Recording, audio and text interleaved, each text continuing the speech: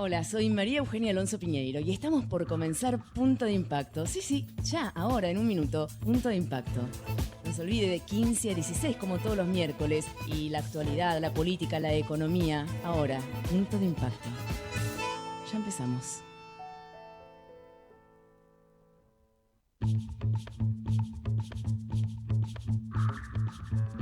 En el mundo habrá Hola, ¿qué tal? ¿Cómo les va? Muy buenas tardes. Ya antes de empezar el programa, desastre, tiro las cosas, el mouse de la compu, lo mío es terrible.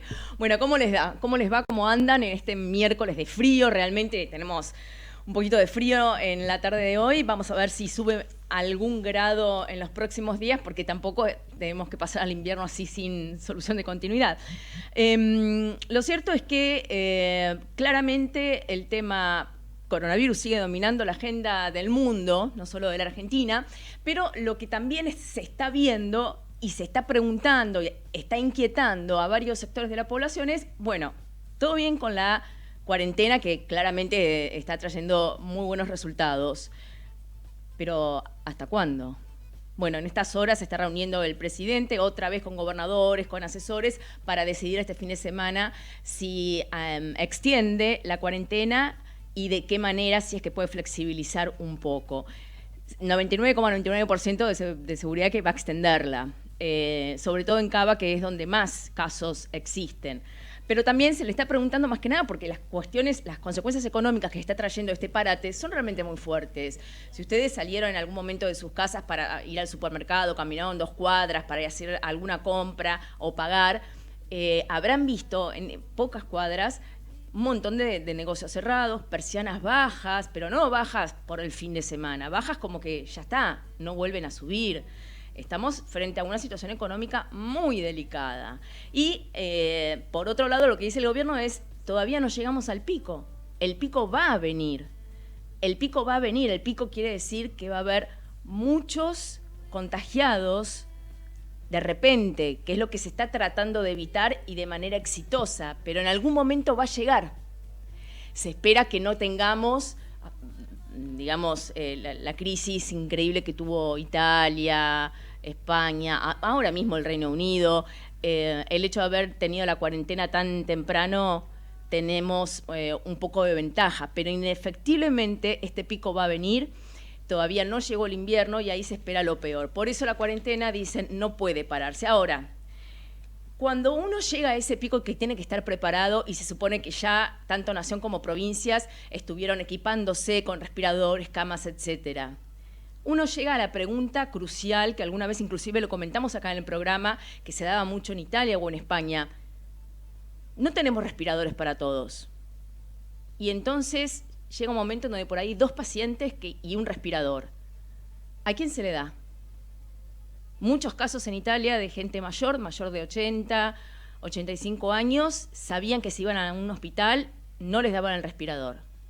¿Qué se hace? ¿Es ético, no es ético? Bueno, desde ya que el presidente ha convocado a un consejo asesor para analizar este tipo de ética en la salud, algo muy nuevo en la Argentina sobre todo, por ahí no tanto en el mundo.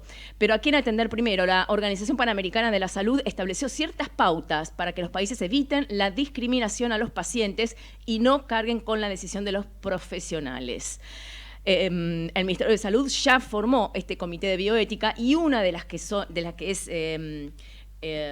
está presente, socia, digamos, de este comité, es la doctora Marisa Eisenberg, que es abogada, especialista en salud, con un currículum extensísimo, pero lo más importante tenemos que saber, es abogada especialista en temas de salud. Doctora Eisenberg, María Eugenia la saluda, muy buenas tardes y gracias por atendernos. No, María Eugenia, es un placer comunicarme con ustedes, Gracias. y el extenso currículum tiene eso que ver con la edad. No, de una calidad inclusive no, la verdad que me encantó leerlo. Pero abocándonos a este tema, a ver, qué difícil, ¿no? Hablamos de una crisis ya casi humanitaria y en una situación tan delicada entre la vida y la muerte, para colmo hay que elegir entre a quién salvar y a quién no.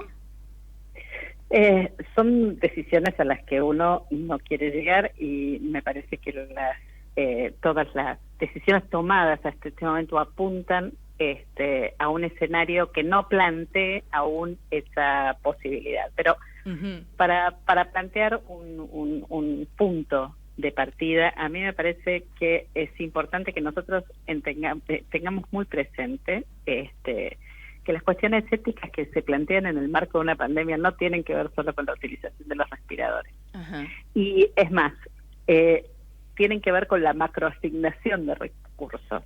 Esto no empieza el día de la pandemia. Esto empezó hace muchísimos años atrás, que provocan decisiones a un nivel ahora micro que son trágicas, que se han visto en Europa reflejadas en un nombre, en un rostro, en una biografía, y en discriminaciones que nosotros no podemos permitir. Claro, digamos que hace años, ¿no? Si todos los países hubieran invertido más en salud y equiparse mejor y pagar mejores sueldos, no tendríamos que hacernos esta pregunta y por ahí este comité no tendría razón de ser. O tendría razón de ser para tratar otros temas, pero bien, no, claro. Pero no el tema de la asignación específica de recursos críticos. Exacto. Siempre hay decisiones difíciles que tomar. Piense usted, María Eugenia, qué ha pasado con esos cadáveres acumulados en contenedores.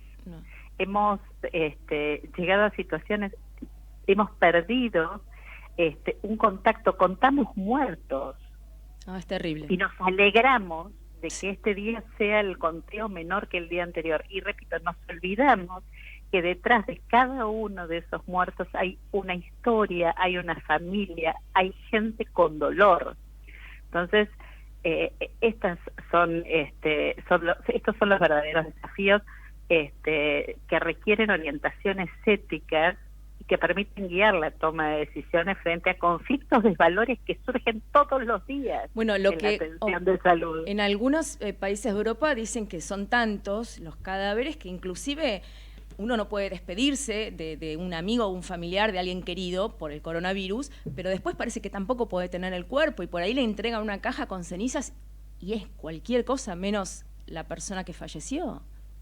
Bueno, se han dictado normas respecto de la cremación, que han tirado por la borda cuestiones religiosas que vienen desde hace años. Hay religiones que no están de acuerdo con la cremación de los cadáveres. Se están perdiendo y van a quedar después de la pandemia seguramente. Esta pospandemia nos espera con cambios culturales muy fuertes. Para esto también hay que prepararse y para esto también estos dilemas. El dilema ético es aquel que no tiene una respuesta en términos absolutos que convenza a nadie. Hay que elegir, y a veces hay que elegir en términos de confianza, en términos de adherencia a las disposiciones de la autoridad sanitaria. ¿Cuánto me sirve sancionar si yo no puedo convencer a alguien que esto tiene que hacerlo por su salud? ¿Sabe qué es lo más interesante de este tema? Dígame. María Eugenia, que se ha puesto la salud de nuevo en valor. Claro. Hemos perdido durante muchos años. ¿Cuáles fueron las propuestas de nuestros candidatos? Yo dirijo el Observatorio de Salud de la Facultad de Derecho de la Universidad de Buenos Aires y he intentado hacer durante los últimos años, en cada elección, una reunión con los candidatos de cada partido para que nos cuenten su propuesta en salud. No lo había conseguido. No, claro, lo iba a decir, estuvo como libre, ¿no? Toda esa semana. Nunca hizo esa reunión con ningún candidato. No había candidatos que estuvieran interesados en presentarnos, que discutieran con nosotros. Bueno, eso que es un problemón en la Argentina, yo estuve leyendo en todos estos días que también lo es en Europa, inclusive Merkel, que es halagada en estos días por cómo está conduciendo este tema de la pandemia, ella relató hace un tiempo que le habían hecho una observación que por qué destinaba tanta plata al presupuesto de salud. Le dijeron, es demasiada plata. Y ella dijo, yo voy a seguir, no voy a cortar, voy a poner más camas. Hace años, pero bueno, alemana, previsora. Y esto también, digamos, este tema de la salud en primera plana es sumamente interesante, que el Ministerio de Salud haya vuelto a esa categoría. No es un tema, yo discuto esto, no es un tema menor, tiene que ver con quién se sienta en la mesa del presidente a tomar las decisiones, ¿no? Sí. Y tiene que ver con un marco de principios éticos, tiene que ver con el no abandono del paciente, con el alivio del sufrimiento, con el respeto de las preferencias, con promover la igualdad, la equidad, el beneficio para toda la sociedad. Y aquí, sí, María Eugenia, permítame un segundo algo que es trascendental. Sí, sí. Durante mucho tiempo nosotros hemos trabajado fuertemente en materia de consolidación de derechos para que se deje de lado el paternalismo, para que los médicos dejaran de decidir por nosotros, para que nos permitieran poner en valor nuestras preferencias, nuestros deseos, y también poner en valor si yo no quería acceder a un tratamiento determinado. Claro, claro. Lo que Es se el llama derecho del paciente, un consentimiento, ¿no? Claro, autodeterminación que se manifiesta justamente a través de consentimiento informado. Yo necesitaba información, igualarme a esta vía para que mi decisión fuera correcta. Y hoy estamos transitando un cambio de paradigma de nuevo, porque ya este derecho individual a la salud mutó por un derecho social, colectivo, por la salud pública. Ahora yo ya no tengo tanto derecho a decidir. De hecho, no puedo salir de mi casa. O sea, sí. Se han restringido derechos porque la colectividad, todos nosotros, nuestra comunidad, tiene que cuidar su salud. Miren la importancia, cómo ha irradiado la salud en todos los órdenes de nuestra vida. ¿Cómo no tomar decisiones éticas, sobre todo cuando tenemos que estar preparados para un escenario de escasez continua? No hoy, no los respiradores, claro, los medicamentos de altísimo costo. Sí. La medicina que se viene es una medicina que plantea todo el tiempo escenarios de escasez. Ahora, no habrá visto usted que digamos, escenario de conciencia que estamos tomando todos, de alguna manera no fue disparado ni por la responsabilidad, por el conocimiento, por el miedo. Lo tenemos acá y ahí reaccionamos. Claro, pero somos los seres humanos somos complejos. Hace un mes y medio atrás, 2 meses atrás, le pedíamos a los políticos que no nos dejaran salir de nuestra casa. Sí. No queríamos contagiar. ¿Cómo no habían interrumpido las clases? Claro. Cuando esos chiquitos podían ser agentes transmisores. Hoy, ¿qué estamos diciendo? ¿Qué vemos en las redes sociales? No. Queremos salir. Sí. Estamos exigiendo salir y todavía no llegó el pico. Ese es el tema que yo decía al principio. No llegó el pico, pero también, por otro lado, sinceramente, 45 días en la casa es como para agarrar un ataque de nervios, la verdad. Ni hablar de lo económico, que es otro tema y una crisis importante en la que estamos y tendremos. Pero usted que está, me imagino se habrá reunido en estos días con el ministro de Salud y con pares suyos. ¿Cuáles son las cosas? Yo tuve una primera reunión con el ministro de Salud y luego me enfermé. No participé de muchas reuniones. ¿De qué? ¿De coronavirus puedo preguntar? No. No. No, bueno, se puede uno enfermar y tener el anticuerpo e ir por la vida. No, por suerte no he tenido coronavirus. Pero bueno, ahora usted está bien, con lo cual sigue con todo el trayecto. Sí. Bueno, genial, Sí. me alegro. Pero, ¿cuáles son estos parámetros que dicen que dio la Organización Panamericana de la Salud? Por ejemplo, yo estaba leyendo que una de las, digamos, de las situaciones que uno tiene que rescatar es si hay un enfermo que es médico, como el médico puede salvar vidas, y hay que darle un respirador al médico. ¿Esto es así? Bueno, este es un tema que se discute digamos, es cómo priorizar los recursos. Claro. ¿No? Esto provocó, escuchado cuando me mencionabas al comienzo respecto de la discriminación por edad, ajeísmo. Sí. A los viejos no hay que dar los respiradores. Sí. Esto es un criterio que no tiene que ver no solamente con la ética, sino con la ética aplicada a las ciencias de la vida, a la ética, a los derechos humanos.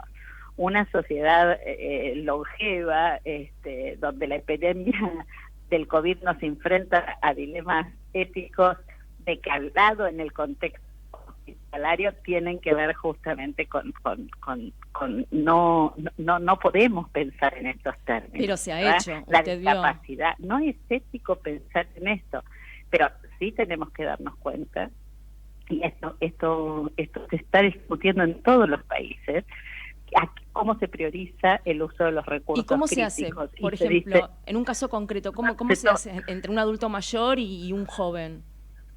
Esto, digamos, yo soy abogada. Sí.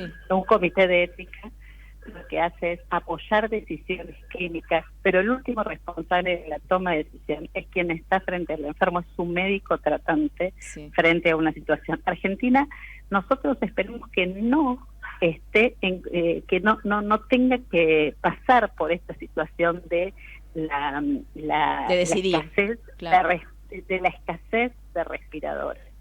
Y en ese caso, seguramente va a haber algunas pautas. La Sociedad Argentina de Terapia Intensiva, aquí vamos a tener diferentes ropajes frente a situaciones que, le repito, son situaciones dilemáticas a las que hay que enfrentarse. No, yo le entiendo, pero uno, digamos, por eso hay que estar preparado para todo. Ojalá que no ocurra, pero hay que estar preparados. Por eso además ustedes se están reuniendo. Pero en el caso concreto, más allá de que la última palabra la tiene el médico que está atendiendo, en el caso concreto, desde el punto de vista bioético, si tenemos a un adulto de 80 años... Nosotros tenemos, digamos, los principios bioéticos dicen que tenemos que garantizar alternativas asistenciales de calidad que cubran las necesidades de los pacientes, incluyendo también, en el caso de que un paciente no tenga la posibilidad de sobrevida, el cuidado paliativo, el control de síntomas, el soporte emocional. Hay que procurar, tampoco todos los pacientes, digamos, un paciente muriente no necesita un respirador. No, es un 5%, tengo entendido, de los enfermos de coronavirus que terminan en terapia intensiva. Un 5%. Pero incluso eso hoy nos tiene que ocupar otro dilema, que es el paciente crónico que no va al hospital por miedo a contagiarse y es un paciente que está muriendo en su casa por una enfermedad crónica. No muere contagiado de coronavirus, pero muere por un infarto. La Sociedad Argentina de Cardiología está sacando comunicaciones respecto de cómo entablar, por eso la telemedicina, otras herramientas. Perdón, ahí hay como una contradicción, porque al principio nos pedían que no fuéramos a un hospital o a un sanatorio si no teníamos fiebre y estábamos hechos bolsa durante 2 o 3 días seguidos, porque entonces estábamos ocupando una cama que podía ser para otro. Hablando solo del coronavirus, pero bueno, imagínese a alguien con otros temas coronarios que por ahí dice, no, ¿y yo para qué voy a ir si me van a sacar? O de última me voy a contagiar lo que no tengo. Pero... por esto, la comunicación es otro dilema ético. Cómo se comunican las noticias en salud también es un problema, en donde uno tiene que tener, digamos, uno ve todos los días, yo soy incapaz de decir algún o emitir alguna opinión, pero no dejo de observar todo el tiempo opinólogos que no tienen absolutamente ningún conocimiento. Es más, nadie tiene conocimiento de qué puede pasar con esta pandemia la próxima semana. Estamos frente a una situación absolutamente novedosa. No hay ningún experto, los epidemiólogos expertos del mundo no son expertos en coronavirus. Es verdad. O en este COVID. Ellos mismos decían algo hace una semana y otra cosa hace 3, es verdad. Ahora, pero perdón que yo insista en este punto, ¿no? Porque quiero saber, es un dilema ético realmente, no sé, increíble. ¿Qué pasa cuando tenemos 2 pacientes y un respirador? ¿Qué se prioriza? Le estoy poniendo un caso agudo de aquellos. Se prioriza la sobrevida. ¿Quién tiene mayor chance de sobrevida frente a una situación? Pero esto es un plano muy concreto. Son 2 pacientes. ¿En qué situación? Digamos, uno no puede hablar en abstracto. Entiendo. Está mal que yo responda esta pregunta. No es ético que yo la responda, porque no hay 2 pacientes que necesiten un respirador. Es un examen en abstracto que no nos permite hacer una valoración en términos éticos. Pero no lo deben hacer ustedes antes de que ocurra el examen, el caso concreto. De algunas pautas hay, por ejemplo, esta discusión que vos planteabas. Es justo que el equipo de salud, frente a la escasez de recursos humanos, sea aceptado en el triage antes que otro, proteger especialmente a los trabajadores sanitarios y a la población vulnerable, incluyendo a los pacientes críticos. Esta puede ser una orientación. pero también puede ser una orientación en un contexto de crisis de pandemia. Sí. Si no se produce la curva, no tiene por qué aplicarse esta situación. Correctísimo. ¿Se entiende? Claro, es en el peor, en el pico de la crisis de pandemia, o sea, estamos hablando de lo peor, porque cuando yo leía esto, que por ejemplo deben ser prioridad de alguna manera los médicos, enfermeros, que son los que nos cuidan, yo inmediatamente me imaginé la situación entre un médico de 40 años que es un capo atendiéndonos, pero se agarra coronavirus, necesita un respirador, y al lado tenemos un bebito que acaba de nacer y necesita un respirador porque también tiene coronavirus, ¿no? Yo no sé cómo se puede decidir en esa situación. Por eso, tienen que estar esos dos pacientes entrando en la terapia, y es un equipo médico que tiene que en ese momento, frente a las circunstancias concretas, porque digamos, es médico de 41 años, puede tener cáncer, y su posibilidad de sobrevida puede ser del coronavirus, pero no de su enfermedad. Sí, pero suponiendo que Hay los dos muchas están situaciones. bien, que no tienen ninguna enfermedad preexistente y el bebito nació bien, simplemente los dos con coronavirus, los dos en iguales condiciones. Nosotras desde un programa no podríamos tomar esta decisión. Le corresponde a los médicos evaluando con los criterios para toma de decisiones.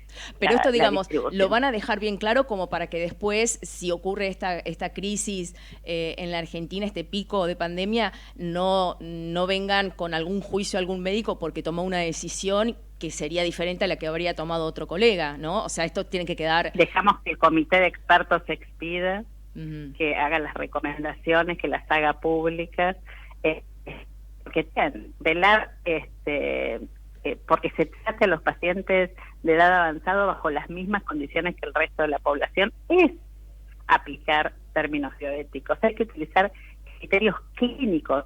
¿Quién llega? Digamos, hay otras discusiones, hay muchas discusiones, pero nosotros no las podemos, digamos, hacer públicas estas discusiones es generar una situación de malestar, de caos, que es a veces innecesaria. Es el que llega primero a la terapia, o es el que peor está, el que tenga criterio clínico para ingresar a esa, cuidar la valoración que se haga de ese paciente acorde a su estado general y no en función de una patología aislada. Promover criterios de ingreso en la unidad de cuidados intensivos basados en la utilidad efectiva de la intervención, ¿no? Procesos de toma de decisión transparente. Nosotros lo que podemos es, y esta es la función de un comité de expertos en bioética, es establecer principios generales, ¿no? Principios de transparencia, principios de confianza, pero no decirle al médico frente a este caso qué es lo que tiene que hacer. Digamos, eso tiene que ver con, imagínense si un médico tendría que estar con un listado bioético bajo el brazo diciendo, a ver, y en este caso, ¿qué hago? No, se distraería un poquito, yo prefiero que no se distraiga, que haga lo suyo. Doctora, y eso es, y la protección del personal sanitario. Por supuesto, eso desde ya lo hemos... A mí insistimos me siempre. gustaría despedirme con este razonamiento inicial que habíamos hecho, ¿no? De cómo funciona la macroasignación y la microasignación de recursos, ¿no? Que todo aquello que viene desde antes es lo que provoca que hoy un médico tendría que haber estado pensando en el respirador. Argentina, por suerte, tuvo tiempo, compró respiradores, tiene una ocupación de camas de terapia razonable para no entrar en una situación de pánico, y esto es lo que tenemos que transmitir. No tenemos que tener temor frente a esto. Ojalá hayamos aprendido algo. Y si existiera alguna situación de crisis, dejemos que los expertos se reúnan y traten de resolverla nuevamente. Pero doctora Eisenberg, le agradezco de muchísimo realmente que nos haya dado estos minutos y ha sido muy amable. Que tenga buena jornada, Bueno, igualmente. Un beso enorme. Cariño para todos ustedes. Hasta luego. Gracias. Era la doctora Marisa Eisenberg, abogada especialista en bioética, en este comité de bioética que están analizando una situación tan delicada como si llegamos a la crisis, al punto crítico de esta pandemia. Ya venimos. Quédate en tu casa. Entra en bancogalicia.com y te enseñamos cómo hacer tus operaciones desde la app y online banking. Recordá que nunca te contactaremos para pedirte datos personales y o claves por teléfono, mail o redes sociales. Podés contactarnos en Facebook, Twitter o en bancogalicia@bancogalicia.com.ar. Cuidarnos es responsabilidad de todos. Cartera de consumo. Más información en bancogalicia.com. Si tenés que salir a la calle, ahora es obligatorio el uso de tapaboca. Te cuidas a vos y a todos los vecinos. Para más información, entra a buenosaires.gov.ar/tapaboca o chatea con la ciudad en WhatsApp al 11 50 500 147. Buenos Aires Ciudad. Para promover una Argentina con más y mejor industria, el Grupo Techint creó ProPymes. Este programa acompaña la mejora en la competitividad de sus pymes, clientes y proveedoras. ProPymes, el compromiso de Techint con su cadena de valor. Ecomedios.com AM1220. Estamos con vos. Estamos en vos. Vos sabés que tenés que cuidarte y cuidar a los demás. Por eso, si sabés de alguien que no respeta el aislamiento obligatorio o de algún caso de abuso por parte de las fuerzas de seguridad, te pedimos que llames a la línea 134 y denuncies. La línea 134 fue creada exclusivamente con este fin, porque sabemos que quedarnos en casa es la única manera de minimizar el contagio. Vencer el virus es responsabilidad de todos. Cuidarte es cuidarnos. Argentina Unida. Argentina Presidencia. Descarga gratis de tu celular la aplicación Ecomedios. Podés escucharnos en vivo, informarte con las últimas noticias y entrevistas en audio y video. Búscala y bajate la aplicación Ecomedios. Consejos de prevención de Acord Salud. Con el fin de cuidarnos entre todos y controlar la expansión de coronavirus COVID-19, Acord Salud te recuerda. Puede afectar a cualquier persona, principalmente a adultos mayores de 60 años y personas con afecciones preexistentes, como hipertensión arterial, diabetes, etc. Consejos de prevención de Acord Salud. Podés vernos en vivo en ecomedios.com. Contenidos audiovisuales. Conectate con nosotros. Twitter @ecomedios1220.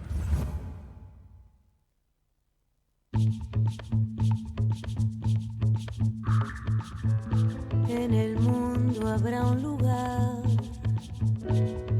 para cada despertar, un jardín de pan y de poesía, porque puestos a soñar, fácil es imaginar esta humanidad en armonía. Bueno, seguimos en Punto de Impacto con mucho más hasta las 16 horas y les cuento mientras tanto que en estos días, como les decía al principio, el presidente tiene que decidir si la extiende la cuarentena y de qué manera. Se sabe que la va a extender porque además una de sus últimas declaraciones es salir de la cuarentena, como reclaman algunos, es llevar a la muerte a miles de argentinos, dijo Alberto Fernández. Y bueno, dice que además se está asustando mucho a la población con la crisis económica. Yo creo que no se está asustando a la población, creo que la situación asusta, que es diferente. Por ahí el presidente está con muchas reuniones, pero estaría bueno por ahí que saliera a caminar un poquito, el que puede, que tiene permiso, para ver lo mal que están realmente los comercios. Están todos cerrados, pero no por respetar la cuarentena, sino porque ya cerraron y lo vaciaron, se quedaron en quiebra. Bueno, ese es el tema económico que siempre lo hemos tocado, pero ahora vamos a hablar, recién hablábamos, digamos, con esta experta en bioética, en estas situaciones tan delicadas entre la vida y la muerte, si llegamos al pico de la pandemia, si llegamos, cómo decidir, pero hay situaciones de vida que se nos aparecen de repente. El otro día veíamos un caso de un médico rosarino, el hombre, pero que está viviendo y trabajando en Brasil, en San Pablo, es cirujano, casado con una beba, la familia divina, y obviamente tuvo que tratar a pacientes con coronavirus y un día se contagió y contagió a la mujer y a la beba. La verdad no puedo imaginarme por lo que deben haber pasado, pero al menos se lo puedo preguntar. Estamos ya en línea con el doctor Mauro Tamaño, que es cirujano de tórax. Está viviendo en San Pablo, pero recuerdo, es de Rosario el hombre, ¿eh? Doctor María Eugenia, saluda, muy buenas tardes, gracias por atendernos. Hola, buenas tardes. ¿Cómo les va? ¿Todo bien? ¿Qué tal, doctor? A ver si lo podemos elevar un poquito para escucharnos mejor. Doctor, esto es así, o sea, usted es cirujano, vive en Brasil hace mucho tiempo, trabaja y un buen día se contagió coronavirus. Sí, la verdad que, bueno, vivo acá en San Pablo hace 11 años y con toda esta pandemia, ¿no? Hace un mes y medio atrás nos mudó la vida a todos, el hecho de quedar aislados, tuve que quedarme aislado de mi familia, al principio más de 20 días para evitar el contagio de ellos, y ahí viendo que estaba disminuyendo el número de casos y de casos graves en el hospital, y estábamos volviendo a la rutina de cirugías selectivas, y ahí decidimos que volver juntos, mi mujer y yo, con mi nena, y unos días después mi hija tuvo fiebre, lamentablemente hizo una convulsión febril y precisó internar en terapia intensiva. ¿Cuántos añitos tu hija? Perdón. Tiene un año y 2 meses. Mi amor, chiquita. Y ahí después, cuando estaba internada, hicimos todos los análisis, todos los exámenes, y dio positivo para coronavirus. Así que hicieron los test en mí, mi mujer, y también teníamos coronavirus. ¿Qué momento? ¿Cómo fue tomado ese momento con la familia? ¿Hubo desesperación? ¿Qué pasó? Es una situación terrible, ¿no es cierto? Como padres, ¿no? Nosotros nunca queremos que nuestros hijos pasen por nada, y menos por esa situación tan delicada, más por este virus que no sabemos cómo actúa, en el sentido de qué tipo de secuelas puede dejar, cómo podemos tratarlo. Cuando tenés el diagnóstico, ¿no es cierto?, es tipo una sentencia, porque puede ser casos leves como puede evoluir para casos más graves, ¿no? Insuficiencia respiratoria, intubación y muerte. Correcto. Además, bueno, los médicos en general tienen que ser como más bien fríos para atender pacientes que a veces están entre la vida y la muerte, pero dicen que cuando a un médico le pasa algo a su hijo o a su mujer, es como que se desesperan, porque además saben el detrás de escena, digamos, saben todo lo que pasa, saben la realidad. Claro, es lo que hablaba con Nicolás Isola, que escribió el artículo en el diario. Sí. Cuando vos ves los números, ¿no es cierto?, en la televisión, lo escuchás en la radio, es una cosa muy fría. Vos la gente no se imagina lo que puede llegar a ser eso, ¿no es cierto?, la enfermedad o no. Ahora, cuando tenés el primer contacto, ¿no es cierto?, con la enfermedad, no solo como paciente o como papá que tiene un hijo enfermo, sino también cuando vos entras a una terapia intensiva donde tenés 20 pacientes todos graves por el mismo tipo de enfermedad, ahí eso es terrible. Me imagino. ¿Cómo están tomando ahora en este momento? Bueno, perdón, desde ya están los 3 curados bien y sin secuelas, están todos bien, ¿no? Sí, gracias a Dios estamos todos bien. Volví a trabajar después de la cuarentena, creo que cuando estás infectado, y ahora tenemos que hacer los exámenes para ver si tenemos inmunidad, ¿no? Tenemos que hacer exámenes para ver si tenemos inmunoglobulina, para ver si tenemos anticuerpos contra el virus. Ajá. En ese caso podrían donar sangre y que se estaría utilizando como para tratar a algunos enfermos con coronavirus, ¿no? Eso, es alguno de los tipos de tratamientos que se están probando o testando para ver si puede ayudar o no a los pacientes infectados graves.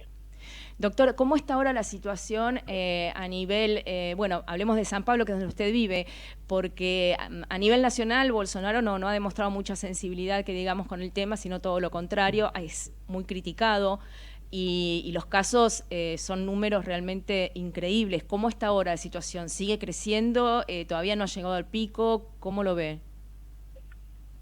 Nosotros estamos en San Pablo por ser uno de los estados más con mayor número de habitantes, ¿no es cierto?, de Brasil. Somos el epicentro de la pandemia. Tenemos en total en Brasil más de 114.000 casos. Ayer tuvimos 600 muertos en un día solamente, y ya estamos llegando casi a los 8.000 muertos. ¿Cuántos, perdón? Entonces, estamos llegando a los 8.000 muertos. 8.000, Dios mío. Casi a los 8.000 muertos. Estamos viendo que en las últimas semanas y los últimos días han aumentado los casos, tanto positivos como el número de muertes. Ahora, una de las posibilidades de que estemos aumentando el número de casos es porque estamos haciendo más test, más controles en la población. Entiendo, que es un tema pendiente acá en la Argentina. Cuando empecemos a testear más vamos a ver cuántos contagiados hay realmente. Pero también están creciendo los muertos. Acá hay un debate muy feo en la Argentina. Digo feo porque el personal de salud a veces no tiene los elementos necesarios como para estar en una terapia intensiva, no tienen el camisolín, no tienen el barbijo, y además en algunos casos les están recortando el sueldo por una crisis económica. O sea, todo mal. ¿Cómo son tratados ahí los médicos? ¿Cómo? Disculpa, ¿me cortó la comunicación? No, ¿cómo son tratados ahí los médicos en Brasil? Porque acá, en más de una oportunidad, no tienen los elementos necesarios para resguardarse, como camisolín o barbijos. También en algunos casos se les recortan el sueldo. ¿Cómo es la situación ahí? Estamos viviendo, bueno, al principio tuvimos problemas en relación a los materiales de protección individual. Hoy no estamos teniendo ese problema acá en San Pablo. Varias industrias mudaron la producción de las cosas que estaban haciendo. Empresas plásticas se dedicaron a fabricación de material de protección. Tenemos bastantes colegas en el área de la salud separados del trabajo, afectados del trabajo por enfermedad. Y en relación a los sueldos, todavía no vimos ningún tipo de actitud por parte de los hospitales y empresas en recortes y en modificar o despedir a los colegas. Bien. Y a nivel sociedad, ¿cómo son estimados los médicos? Acá hay una dicotomía, hay algo muy raro. A las 8, a las 9 de la noche hay aplausos todas las noches para los médicos. Y sin embargo, en algunos edificios donde viven médicos, les pegan carteles en los ascensores amenazándolos casi de muerte si no se van del edificio porque no quieren estar contagiados. Es una brutalidad lo que les estoy diciendo, pero es lo que estamos viviendo. Mira, particularmente cuando nosotros tuvimos el diagnóstico de que estábamos contagiados, eso comunicamos al edificio donde nosotros estamos viviendo, sí. Y tuvimos un total apoyo y solidaridad de vecinos, del portero, la seguridad del edificio, en que podían ayudarnos en tirar la basura para que nosotros no tengamos que salir del departamento, la entrega de los productos en la puerta de nuestra casa. Así que desde ese punto de vista nosotros no tuvimos y no hay relatos de hostilidad así en donde se vive. Bien, en el comienzo tuvo algún que otro caso en el subte, algunas enfermeras, algún tipo de reacción, de miedo, pero en general no, es el reconocimiento, no solamente también para la gente de salud, sino para todos los tipos de trabajadores, supermercados, gente que precisa limpiar la calle, juntar la basura, en reconocimiento de toda la población. Bien, bien. Doctor, le agradezco un montonazo que nos haya atendido. Gracias por contarnos su experiencia y bueno, ojalá que estén rápido los resultados y pueda volver a trabajar en cierta, digamos, normalidad, entre comillas, porque creo que la normalidad que conocíamos no vuelve más, me parece. No vuelve más, lamentablemente. Es otro mundo. Doctor, una vez más, mil gracias por atendernos y que tenga buena jornada. Muchas gracias, saludos para todos en Argentina. Muy amable. Era el doctor Mauro Tamaño, cirujano de tórax desde San Pablo. Ya venimos. Quédate en tu casa. Entra en bancogalicia.com y te enseñamos cómo hacer tus operaciones desde la app y online banking. Recordá que nunca te contactaremos para pedirte datos personales y/o claves por teléfono, mail o redes sociales. Podés contactarnos en Facebook, Twitter o en bancogalicia@bancogalicia.com.ar. Cuidarnos es responsabilidad de todos. Cartera de consumo. Más información en bancogalicia.com. Si tenés que salir a la calle, ahora es obligatorio el uso de tapaboca. Te cuidas a vos y a todos los vecinos. Para más información, entra a buenosaires.gov.ar/tapaboca o chatea con la ciudad en WhatsApp al 11 50 500 147. Buenos Aires Ciudad. Para promover una Argentina con más y mejor industria, el Grupo Techint creó ProPymes. Este programa acompaña la mejora en la competitividad de sus pymes, clientes y proveedoras. ProPymes, el compromiso de Techint con su cadena de valor.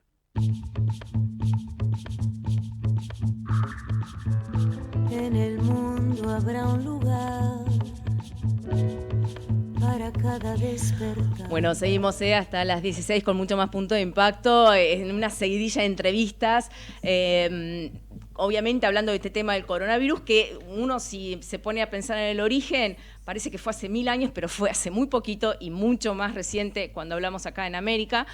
Y todo empezó en Wuhan, en una provincia de China. Algunos dicen que empezó comiendo un murciélago, otros dicen que empezó en un laboratorio. Por ejemplo, el propio Donald Trump acusó a los chinos de haber elaborado este virus. Se ha armado un gran revuelo no solo por esta declaración, sino también acusando varios países a China de guardarse información que podría haber servido de mucho a todo el mundo, en connivencia con la OMS, juicios que están amenazándolos para hacérselos a los chinos. Pero bueno, de todo esto vamos a hablar con alguien que fue embajador en China hasta hace muy poquito, fue embajador en Estados Unidos más de dos veces, y me estoy refiriendo a Diego Guelar. Embajador Diego Guelar, María Eugenia saluda. Buenas tardes y gracias por atendernos. ¿Qué tal, María Eugenia? Una primera aclaración. Por favor. Creo que es bueno que los medios lo llamen al embajador chino. Sí. Para defender a China. Yo ya te soy sincero, un poco podrido. Yo no quiero que defiendas a ninguno. Chino en ninguna parte. No quiero que defiendas a ninguno de los dos, que sea lo que sea. Pero los chinos son complicados para hablar. El embajador chino defienda a China. Yo lo que puedo sí comentarte es que la Agencia Nacional de Seguridad de los Estados Unidos, que es la que nuclea a FBI y la CIA, en términos de seguridad externa y de seguridad interna, sacó un informe oficial contradiciendo al presidente Trump y diciendo que ellos han analizado este virus y que es un virus de origen de mutación natural y no de laboratorio.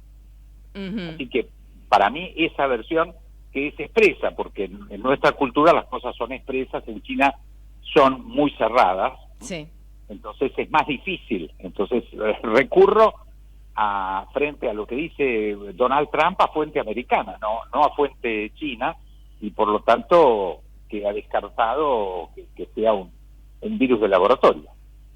Ahora, no sería la primera vez que funcionarios de Trump lo contradicen al día siguiente, le pasa casi todo el tiempo.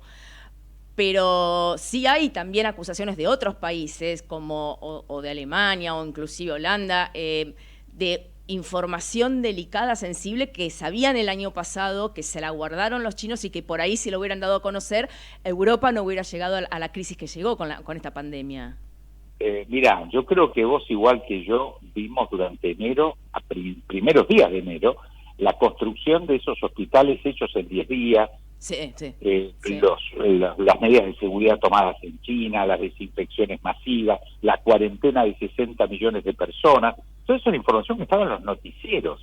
Sí. A mí me llama la atención esa acusación. Lo que más me llama la atención es que durante prácticamente 60 días, enero, febrero y los primeros 15 días de marzo, la reacción occidental, teniendo todo a la vista, toda la información que hoy tenemos estaba en enero.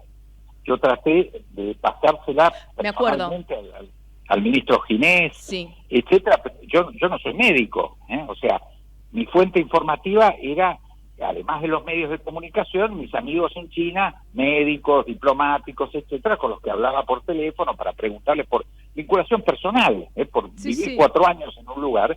Uno, aunque se vaya un día, uno quedan raíces, quedan amigos, claro, etcétera, y con una cosa tan preocupante y tan asustante como esta, mantenía una comunicación a diario. Pero yo diría que yo tenía el mismo nivel de información que tengo hoy al 31 de enero, que me acuerdo que le pedí, no me atendieron el teléfono, pero lo mandé por email, el pedido de que cierren Ezeiza y que hagan cuarentena, ¿no? O sea, no lo que estamos viviendo después en marzo o en abril, las cuarentenas total, etcétera, que apoyo totalmente. Imaginás que si lo planteaba en enero con más motivo, claro, lo apoyo en abril, pero toda la información que yo tenía, después aparecieron los infectólogos, que es una especie de virus nuevo en la Argentina, que lo tenemos que soportar todo el día en la televisión, los vemos en cantidades, son una infección, más infectólogos, y repiten cosas que vuelvo a decirte, la última semana de enero estaba toda. Yo te pido que vayas a los medios. No, es que yo me acuerdo de verte a vos en varios medios y fue más o menos también cerca de los días en donde le preguntaron a Ginés y Ginés dijo, eso no va a venir nunca acá, preocupémonos por el dengue. Bueno, pero no para defenderlo a Ginés tampoco, porque yo al final tengo que defender a los chinos, a Ginés, hago una cosa que ya me tiene, no te digo qué cosa al plato, pero la realidad es que todo Occidente tuvo esa reacción. Nosotros, ¿cuándo reaccionamos? Italia produjo reacción en Europa, pero los anglosajones, recordemos, Estados Unidos, Trump y Johnson en Inglaterra, igual, muriéndose miles de personas por día. En Italia seguían insistiendo que era una gripecita. Sí. Entonces, ¿cuál fue el problema informativo? Yo la verdad eso no lo puedo entender. Es cierto que durante diciembre, yo estuve en Wuhan, visité el mercado, donde todo indica que fue la mutación del virus, 28 y 29 de noviembre. Yo estoy seguro que los chinos no tenían la menor idea de que eso se estaba incubando ahí. Te hago una pregunta, perdón, en Wuhan donde vos estuviste, ¿viste gente comiendo murciélagos? No, yo no, además, yo está claro que esos mercados que existían y que no van a existir más, que son un recuerdo de la pobreza histórica en China, que comían lo que podían, pero por supuesto que no. Ya dije en otro medio que ahora, no sé si vos sabés que hay una invasión de murciélagos en Buenos Aires. Yo vivo en Retiro y no puedo dejar una ventana abierta de noche. ¿En serio me decís lo de los murciélagos? Sí, esto es cierto. Y hay advertencias de la ciudad de Buenos Aires. Por supuesto que no voy a cazar un murciélago para hacerlo en sopa. Me imagino que no. Eso sin lugar a duda. Ahora, pero a lo que voy es que no faltó información. Volviendo al tema, esto es una cosa milenaria en China, de los animales salvajes, el pangolín, los murciélagos. Hay una provincia, Jilin, donde hacen un festival anual y todavía se comen 10.000 perros en el festival. Ay, qué horror, Dios mío. Eso... bueno, sin lugar a duda hay mucha diferencia. Tendríamos que hacer varios programas para establecer todas esas diferencias. Pero de lo que hablamos en particular, acá una mutación de un virus que pasó esta vez en China. La última gran epidemia universal fue la fiebre española, que nació en Estados Unidos, no en España. Bueno, estamos viviendo esta pesadilla que no tenemos nadie vivo, salvo alguien que viva, creo que el otro día vi un reportaje, alguien que tenía 106 o 107 Sí, que pasó años. las dos, también se agarró coronavirus, una señora. Exacto. Pero sí. si no, al 99,99% no tenemos ninguna persona viva que haya vivido la experiencia, se han vivido guerras, hambrunas, nosotros inflaciones, por ejemplo, que podemos dictar cátedras en todo el mundo, y defaults, etcétera. Argentina tiene varias experiencias. Somos expertos en varios temas. Uno en el mundo. Obvio. Ahora, en esto no hay nadie que haya vivido una cosa semejante. Es como una película de terror que nunca vimos en el cine. Lo vimos como epidemia, pero no como pandemia global en todo el mundo. Tal vez eso fue lo que lentificó un poco las reacciones en todo el mundo, ¿no? Como que no lo terminaban de creer. No puede ser una pandemia, y sí. Bueno, yo creo que hubo una, pero ¿cuál fue el motivo? Donde pese al estricto control chino a partir ya muy cerrado de mediados de enero, entre fin de noviembre y mediados de enero hubo muchos chinos que salieron de China y muchos occidentales que entraron a China. Ahí es donde se dispersa el virus. Sin lugar a duda, no hay, yo creo que no hay ningún misterio. Lo que creo es que no existe ningún misterio. Creo que China sí debería tener una política más abierta, de invitar científicos de todo el mundo, hacer una comisión que esté en Wuhan, que efectivamente todo esto no se juegue con nacionalismos y ofensas, como si la curiosidad, entre comillas, muy razonable, porque esto afecta a todo el mundo. Sí. En esto China debería encabezar la investigación con participación de todo el mundo, y muy abierta. Yo creo que no hay secreto, hay una cuestión de una cultura que es cerrada por Ahora, vos decís naturaleza. Que claro, vos apelás más que nada a este tema cultural, pero sin embargo también hubo algunos episodios medio raros. Por ejemplo, una médica ahí de Wuhan que estaba dando a conocer al principio. Son dos médicos. Bueno, una desapareció. Los primeros que estaban en contacto, y fueron los primeros que percibieron que no estaba frente a una forma de neumonía o de... Claro, o de algo diferente, de una falta de mutación. aire. Vos sabés que hay una cantidad de enfermedades que tienen los síntomas del COVID-19. Sí. No estaba identificado.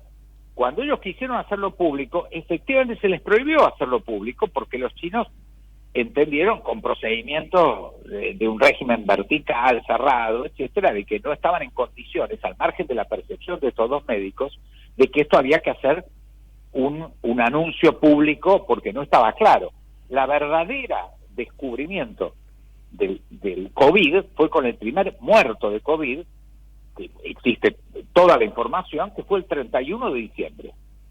Ahí efectivamente se individualiza el virus como un virus nuevo y muy peligroso. Entonces China toma todas las medidas nacionales e informa a la Organización Mundial de la Salud de todo lo que tiene, que es lo que vuelvo a decirte. En enero no hay ninguna, cuando estos infectólogos de la televisión te dicen, bueno, tenemos que ver, tienen que ver cosas que por supuesto que no se sabe hoy, pero que ya se sabían en enero. ¿Por qué el mundo no reaccionó? Y por una cuestión de prejuicios. Dijo, no, esto es lejano, exótico, será para los chinos. Bueno, y aquí estamos. ha pasado. ¿Vos te acordás cuando apareció el SIDA? Sí. Bueno, peor, de eso no se hablaba. El SIDA en el mundo. Era la enfermedad de los homosexuales. Claro. Y todos los heterosexuales, club en el que estoy incluido, con todo respeto a los homosexuales, creímos que no había ningún problema, porque era de los homosexuales. Cuando apareció 1 o 2 años después que la mayor grupo de riesgo éramos los heterosexuales, sí. no te puedo decir el susto que me pegué. Y me imagino. Pero esto es así. Entonces se generó eso, y algunos, ¿te acordás que hasta había teorías conservadoras, religiosas, que decían que era un castigo divino? Claro, sí. Bueno, esas cosas no faltan. La homosexualidad, las cosas, esto no fue hace tanto tiempo. No, es cierto. Y, ahora, sin embargo, sí. ocurrió. Entonces, no llegamos a esto, de alguna forma. Pero ahí hay un antecedente muy claro de conductas muy difíciles de explicar en términos humanos y muchas veces científicos. Ahora, un poco para ir terminando, sé que además tenés un compromiso en este momento, pero Sí. Esta agencia internacional que se llama Cinco Ojos, los Five Eyes, que son Estados Unidos, Reino Unido, Canadá, Australia y Nueva Zelanda, que son los que acusan ahí en la cabecera a China de esta... No, pero en ese plano que se defiendan los Pero chinos. por eso, ¿por qué lo crees? Porque entonces esto ya se están jugando un panorama internacional diferente. No, yo creo que hay otro partido. Ah. Yo no soy médico, lo que sí conozco es el estado de fricciones que ya existían en diciembre antes del coronavirus. Entonces, yo creo que hay avances sobre el conflicto científico, tecnológico, comercial, de una disputa muy grande, y ahora apareció este elemento. Ahora, estas acusaciones, por supuesto, las que tiene que contestarlas son China. Sí, Esto no, obvio. es China. ¿No te llama la atención un poco el silencio de Rusia? No quiero que lo defiendas a Putin, digo si no te llama la atención. Mira, yo ruso no hablo, 6 idiomas, no hablo ruso. Así que también no voy a hablar por los rusos. No hables por Putin, pero decime, ¿no es un poco extraño el silencio? Hasta parece que nunca tuvieron un caso, y sí tienen desde ya, de coronavirus. Bueno, ellos tuvieron una prevención, fueron el primero que cerró, teniendo frontera terrestre, fue el primero que cerró la frontera, fue Rusia. Claro. O sea, no te puedo decir, porque no tengo la información del estado de desarrollo de la pandemia en Rusia, pero fue el primero que tomó una decisión de cierre total de la comunicación con China, ¿no? Y supongo que eso lo tiene que haber preservado en buena medida del ingreso de un virus que no se daba en todos lados al mismo tiempo. Claro. Entonces yo creo que eso tiene que, como en nuestro caso, la medida de cuarentena, que fue bien tomada en términos de cuarentena total, ha causado un impacto positivo. Por eso efectivamente se aplanó la curva del pico, famoso, etcétera. Sí. Y yo creo que sin lugar a dudas fue una política inteligente. Me parece que se está agotando. ¿Vos creés que eso quería saber? ¿Cómo ves ahora la política? Porque recién Alberto Fernández dijo que no termina.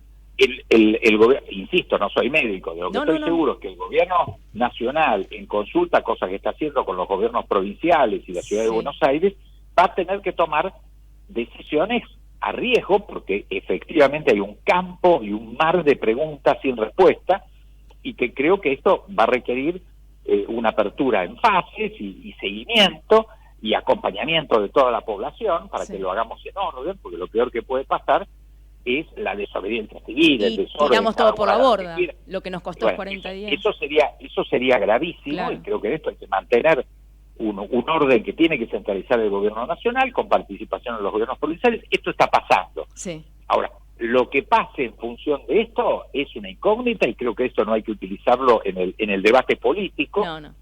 Sino todos tenemos que participar, ayudar, colaborar y rogar, los que creemos en Dios, a Dios que realmente esto haya achatado de tal forma la pirámide que las pérdidas que desgraciadamente vamos a tener sean las menores posibles. Ojalá sea así, estoy con vos. Diego, mil gracias por atendernos, en serio. No, por favor. Un beso enorme. Chao, hasta luego. Diego Guelar, el embajador Diego Guelar. Y nos estamos yendo porque me pasé, así que le dejo un beso enorme a Javi Martínez, a Paula con la producción y a todos ustedes. Los comprometo para el próximo miércoles a las 15 con mucho más Punto de Impacto. Chao. Desde Buenos Aires, transmite LRI 224, AM 1220, Ecomedios.